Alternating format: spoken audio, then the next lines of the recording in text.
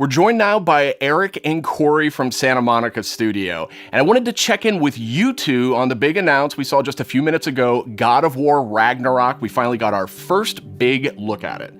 And actually, Eric, I wanted to start with you. You've been involved with every single God of War, including 2018's God of War. Is that correct? Yeah, that's correct, Sid. I've been with the studio since 2004 in many different capacities, working with both Santa Monica and Randy at Dawn on the God of War franchise. And I don't know why, but they thought it'd be a good idea to say, hey, do you want to direct this one? And so that's what I'm doing. I'm directing God of War Ragnarok, or as Corey likes to call it, never heard of it. So that's the update on that. So Eric, why the shift in leadership on God of War Ragnarok?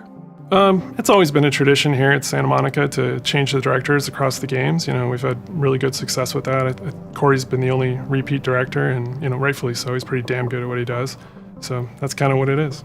The important thing for us is to be able to kind of get a fresh perspective each time, but also, a fresh pair of legs in the sense that you're really exhausted at the end of finishing one of these things. So you got to con somebody else into doing it, like him. So Eric, what aesthetics or themes sort of resonate with you as a creative? I mean, I guess what I'm getting at is like, how do you see yourself leaving your fingerprints on God of War Ragnarok? It's kind of the designer in me wants to answer one way, but as a director, you have to answer a different way. I think you have to learn how to jettison your own profession when you switch over to the director's role, which I'm sure Corey can understand. I mean, he kind of animated a little bit on God of War 2, and we kind of had to throw it all out, except for that sneaky backflip that Kratos has never done again that we left in. But that's the perk of being the director, I guess. But from my point of view, like, we want to tell a very heartfelt and epic story as, a father and son go on a journey, and they kind of struggle with holding on to stuff and letting go of things. It's a very difficult kind of human condition that we all deal with. And we kind of want to arrive at that by taking like slices of life or family, drama, if you will, and kind of juxtapose that against big Norse backdrop. And, at the end, we just want to have an ending that feels very, surprising yet inevitable based on all those things. But it's kind of, I'm from the Midwest, so like slice of life, very common, mundane things are just as interesting as big world events. And so we try to collide those things together to, make an experience that's very worthy of the God of War name. So with the game officially being called God of War Ragnarok, I guess it doesn't take a genius to think that perhaps Ragnarok factors into this game in some manner. Can you confirm that, Eric? Yeah, I mean, you can't call the game God of War Ragnarok and not have Ragnarok happen in the game. So, it's going to happen. We're going to cap off the Norse series with it. And I think Chris Judge said it best in the announced trailer last year. Prepare yourselves. The last game ended with a teaser of sorts for Thor. And I just got to know, was that Thor's voice we heard in the trailer just a few minutes ago? That was definitely Thor's voice that we heard in the trailer. Thor is being played by Ryan Hurst, which you might know him from Sons of Anarchy. He played Opie, one of my favorite characters ever. And we're just delighted to have him come play in the God of War sandbox. And his take on Thor and our take visually on Thor is very different than the hunky Australian you might know. He's much closer to the Norse mythology version. He's this big, burly, almost hedonistic man-child, red hair, left-handed, just a little off-kilter than the Thor that a lot of people know right now. So I can't wait for people to experience more of that when the game's done. We also heard the name Odin in tonight's trailer. So I imagine if we're going to experience Ragnarok, Odin's going to have to play a pretty big role here, right?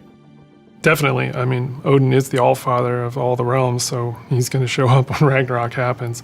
We're very, very happy to have Mr. Richard Schiff come on to play Odin for us. You may know him as Toby from The West Wing. This was one that we never thought was going to happen. It was like kind of a shot in the dark, and he got back to us, and we walked him around the mocap volume, and he was just like, I've never done anything like this before. Let's do it.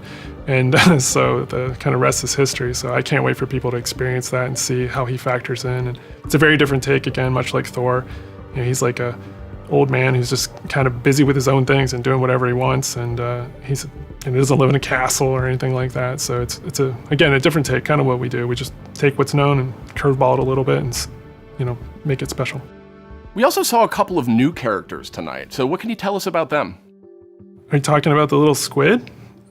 Oh no, you're talking about Tyr, the big guy. Yeah, he's the Norse God of War, and Kratos and Atreus have finally found him. We talked a lot about him in 2018, so we were like, well, we might as well show him to the people. And then the last character we saw at the trailer, like with the little wink and smile from Angrboda, she's one of the last remaining giants, and her story is pretty amazing and how it fits into the world of God of War. Tyr is being played by Ben Prendergast, who's been completely absorbed in the role, even though he is not a giant as Tyr is. And then Angrboda is being played by Leia de Leon Hayes, who's a complete treasure on set. She's been amazing. Watching her chemistry with the other characters has been amazing, and she's one of the last giants that's living. So we have those characters and a few more, and there's a lot of different monsters you saw in there, and there's been so many talented people at the studio building this trailer and putting it together. I just want to give a shout out to the team. I love you guys. I wish you could be here doing this interview with me. I wish you were all behind me right now at the studio. That would have been completely amazing. And lastly, to our fans, we have a saying at the studio that we are fans of our fans, and I cannot wait to watch all the tweets, the messages, the reaction videos that you guys put out, and our team to be able to take that into heart and just get excited and hyped, and then use that to push us through to finish the game for you guys. So thank you very much.